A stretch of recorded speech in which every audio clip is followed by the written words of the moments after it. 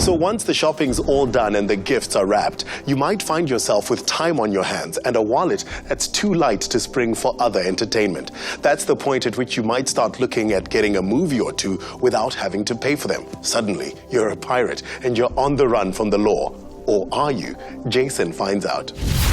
The internet is a great place to be a pirate. I don't mean Jack Sparrow style swashbuckling. I mean a thief of stuff. Online piracy is a huge game. You can download pretty much anything, from movies to music to software, and it's all free. It's difficult to say how big a problem piracy is in South Africa. There's certainly people who do download content illegally. But I think for people like rights holders and the Film and Publication Board, there are sort of bigger concerns than how many people are pirating. It definitely happens, but it's quite tough to figure out quite how prevalent it is. Global piracy monitors blame the practice for the loss of 70,000 jobs in the US alone and revenue losses in the billions. Downloading content is just as illegal as having that content and seeding it or sharing it to other people. Really, in all instances, it's just a case of having copyrighted material that you haven't paid for or don't otherwise have the rights to distribute. Let's face it, there's this culture where people expect things on the web to be for free. And chances are you have downloaded at least one thing in your life. But what happens if you get caught with pirated material? Fortunately for most of us, piracy laws are generally aimed at the distributors, where there's a minimum 2-year jail sentence applicable and an up to 10,000 Rand fine per movie distributed if you get caught.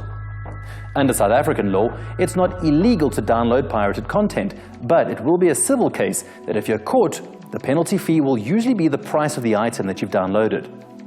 But it is illegal to upload. And if you've ever used a torrent site before, then you'll know that while you're downloading the material, certain parts of it are being uploaded to share with other users around the world due to the nature of the protocol. And that you could get nailed for, albeit very slim. SAFAC does monitor specific TV series and movie titles against IP addresses in South Africa, and there is a greater punishment for uploads rather than downloads. And in 2014, there's been 894 arrests in South Africa relating to copyright theft and around 90 convictions. My advice would be to use a video-on-demand service like Showmax, which is just 99 Rand a month, and they have a very vast catalogue. And also Netflix is coming to South Africa next year. Also, Telkom has just announced that they're zero-rating the data on Showmax on certain packages, so it wouldn't cost you anything to stream. You're just paying 99 Rand a month.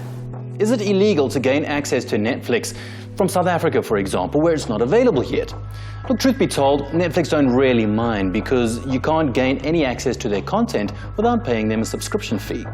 Although it's in their terms and conditions that should you be caught accessing Netflix through a rogue VPN, your service will be terminated immediately without compensation. But finding your actual VPN is like, as one story puts it, whack-a-mole.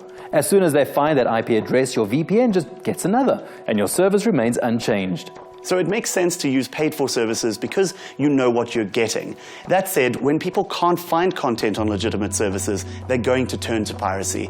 I think we need to look at it as an opportunity for companies like Showmax to try and get all of the content consumers want, because there's very evidently a market and a desire for it. Look, at the end of the day, the powers that be realize that piracy is not going to disappear anytime soon. However, they are trying to make the content that is pirated more affordable, convenient, and timeless.